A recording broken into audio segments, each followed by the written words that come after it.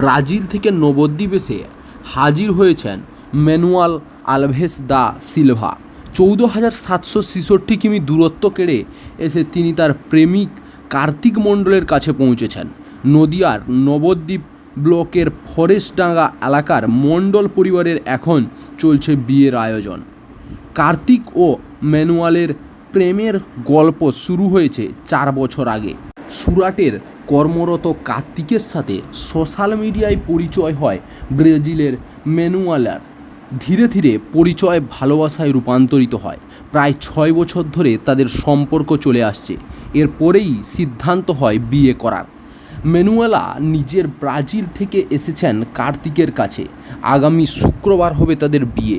বাঙালির রীতিনীতি মেনেই হবে তাদের বিয়ে। ইতিমধ্যেই ম্যানুয়েলা বাঙালি খাবার খাওয়া শিখেছেন, তবে ঝাল খাবার খেতে একটু সমস্যা হয় তার। বাঙালি শাড়ি পরতেও আগ্রহী তিনি। ভাষা ও সংস্কৃতির পার্থক্যকেও ছাড়িয়ে দিয়ে এগিয়ে যাচ্ছে কার্তিক ও ম্যানুয়েলা। ট্রান্সলেটের অ্যাপের সাহায্যে তারা একে অপরের সাথে কথা বলছেন। ভাষা, সংস্কৃতি, খাদ্যাভ্যাস কিছুই বাধা হতে পারবে না তাদের ভালোবাসায়। কার্তিক ও ম্যানুয়েলার প্রেমের গল্প সকলের কাছেই অনুপ্রেরণা।